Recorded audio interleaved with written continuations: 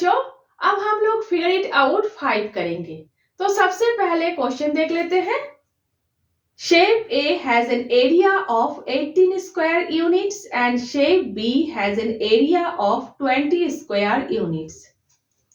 Question में सबसे पहले बताया गया है शेप A का एरिया 18 स्क्वायर यूनिट्स है और शेप B का एरिया 20 स्क्वायर यूनिट्स है। Next, shape A has a longer perimeter than shape B. Next बताया गया है शेप A का पेरीमीटर शेप B के पेरीमीटर से ज्यादा है। Next, draw two such shapes satisfying the given conditions. Question में लास्ट बताया गया है इस कंडीशंस को सेटिस्फाई करके आप लोग इस टाइप के 2 शेप्स ड्राइंग करो। ठीक है, समझ गए?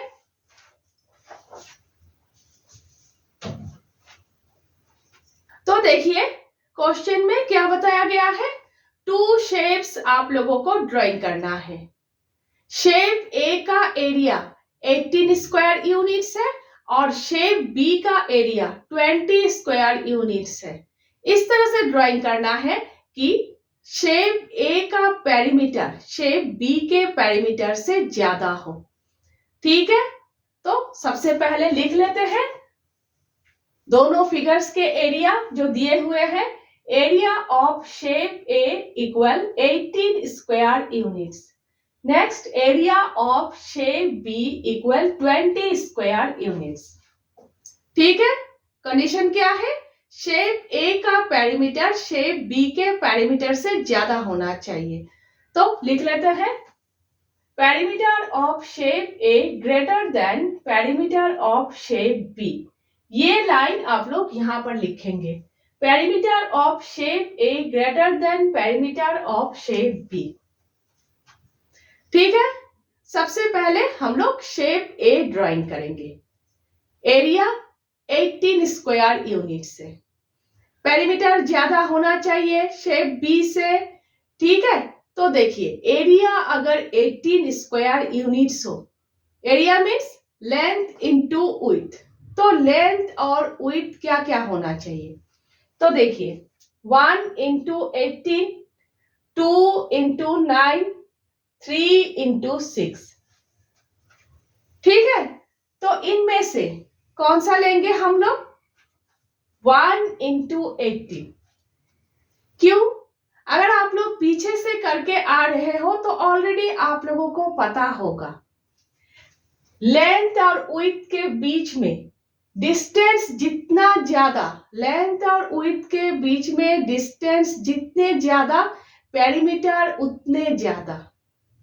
ठीक है, समझ गए? तो यहां पर देख लीजिए आप लोग, लेंथ और विड्थ के बीच में सबसे ज्यादा डिस्टेंस है। यहाँ पर 2 और 9 है, यहाँ पर 3 और 6 है, यहाँ पर 1 और 18 है। मीन्स यहाँ पर लेंथ और विड्थ के बीच में डिस्टेंस सबसे ज्यादा है। ठीक है, तो पेरीमीटर भी सबसे ज्यादा होगा, है ना? तो हम लोग यही लेंगे, आप लोगों के लिए इजी होगा और सेफ भी होगा। तो लिख लेते हैं shape A length equal 1 unit, width equal 18 units. ठीक है, area of shape A equal 1 into 18 square units. ये लेंथ है, ये विड्थ है। ठीक है, ये लेंथ है और ये विड्थ है। हॉरिजॉन्टल लाइन लेंथ है, वर्टिकल लाइंस विड्थ है। और एक बात देख लीजिए आप लोग, 1 लेंथ है और 18 यहाँ पर विड्थ है। लेकिन अगर आप लोगों के सर या फिर मैडम कहते हैं नहीं 18 को लेंथ लेना है और 1 को विड्थ लेना है, तो आप लोग उस तरह से ही कीजिएगा।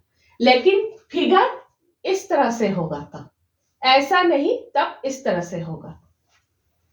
ध्यान में रखिएगा ये बात। ठीक है, तो 1 इंटू 18 स्क्वायर यूनिट्स। पेरीमीटर निकालना है। पेरीमीटर कितना है इस फिगर का, perimeter of shape A equal rectangle का perimeter 2 into length plus width.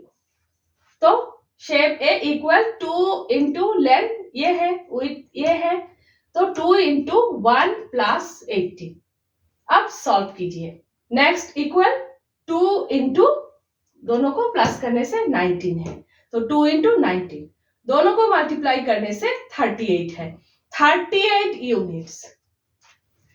तो शेप ए का पेरीमीटर है 38 यूनिट्स। ठीक है, नेक्स्ट देख लीजिए।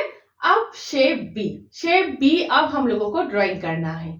एरिया क्या है? 20 स्क्वायर यूनिट्स। एरिया अगर 20 स्क्वायर यूनिट्स है तो लेंथ और विड्थ क्या क्या हो सकते हैं, देख लीजिए। 1 इंटू 20, 2 इंटू 10, 4 इंटू 5, ये लेंथ है, ये विड्थ है। इस बार शेप बी का पेरीमीटर कम होना चाहिए शेप ए के पेरीमीटर से। ठीक है, तो देखिए ये भी आप लोगों को पता होगा कि लेंथ और विड्थ के बीच में डिस्टेंस जितने कम होंगे पेरीमीटर उतने कम होंगे। डिस्टेंस जितना ज्यादा पेरीमीटर उतना ज्यादा, डिस्टेंस जितने कम पेरीमीटर उतने कम। ठीक है, यहां देखिए 1 और 20, यहां देखिए 2 और 10, यहां देखिए 4 और 5। यहां पर लेंथ और विड्थ के बीच में डिस्टेंस सबसे कम है। ठीक है, तो हम लोग ये लेंगे। तो देखिए length equal 4 units, width equal 5 units. ठीक है, तो area of shape B equal 4 into 5 equal 20 square units. ठीक है, perimeter of shape B, perimeter निकालना है, equal 2 into length plus width. Length 4 है, विड्थ 5 है। ठीक है, 4 प्लस 5, तो 2 इंटू, दोनों को प्लस करने से 9 है, 2 इंटू 9, तो 18 इक्वल 18 यूनिट्स। शेप बी का पेरीमीटर हुए 18 यूनिट्स। शेप ए का क्या था? 38 यूनिट्स। तो 38 18 से ज्यादा है, तो शेप ए का पेरीमीटर शेप बी के पेरीमीटर से ज्यादा है ना? तो conclusion, since 38 greater than 18, shape A has a longer perimeter than shape B. तो कंडीशन सेटिस्फाई हुए, शेप ए का पेरीमीटर शेप बी के पेरीमीटर से ज्यादा हुए, तो कंडीशन सेटिस्फाइड है ना? Therefore, the given conditions are satisfied. ठीक है, समझ गए आप लोग? कुछ बातें हमेशा आप लोगों को याद रखना है। ठीक है, लेंथ और विड्थ के बीच में डिस्टेंस जितना ज्यादा पेरीमीटर उतना ज्यादा, डिस्टेंस जितना कम पेरीमीटर उतने कम। ठीक है, समझ गए? नेक्स्ट फिगर इट आउट 6 कर लेते हैं।